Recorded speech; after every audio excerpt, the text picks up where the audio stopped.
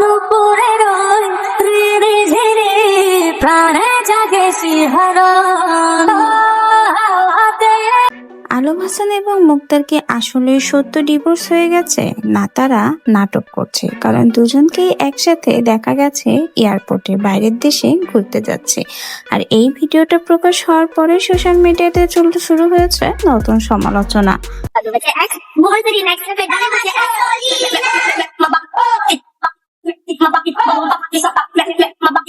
Recently social মিডিয়াতে আলম হাসান এবং মুক্তার কিছু ভিডিও প্রকাশিত হয়েছে, যেখানে দেখা যাচ্ছে আলম হাসান এবং মুক্তা দুজনেই দেশের বাইরে ঘুরতে যাচ্ছে কিছু সময় কাটানোর জন্য।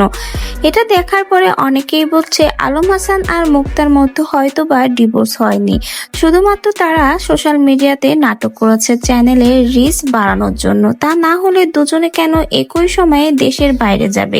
তাহলে হয়তো চিল মুডে কিছুটা সময় কাটানোর জন্যই তারা হয়তো একসাথেই দেশের বাইরে ঘুরতে যাচ্ছে। কারণ যে সময়ে আলম হাসান দেশ ছেড়েছে ঠিক সেই সময়ে কিন্তু মুক্তাও দেশ ছেড়েছে। এটা নিয়েই কিন্তু সোশ্যাল মিডিয়াতে সকলের মধ্যেই আলম হাসান এবং মুক্তাকে নিয়ে নতুন করে সন্দেহের বীজ বোনা হয়েছে। অনেকেই ধারণা করছে তারা সোশ্যাল মিডিয়াতে এই ডিভোর্সের নাটকটা করেছে কেবলই মাত্র চ্যানেলের ভিউ এবং রিচ বাড়ানোর জন্য। আবার অনেকেই বলছে তারা সোশ্যাল মিডিয়াতে যেটা দেখিয়েছে সকলের সামনে সেটা আদৌ সত্য না।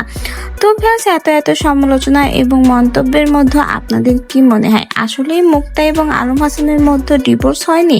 তারা কি কেবলই মাত্র নাটক করেছে? তা না হলে কেন একই সময়ে আলম হাসান এবং মুক্তা দুজনেই একসাথে দেশ ছাড়লো? তো ভিউয়ার্স, সকলের এত সমালোচনার মধ্যে আপনারও কি তাই মনে হয় আলম হাসান এবং মুক্তা নাটক করেছে?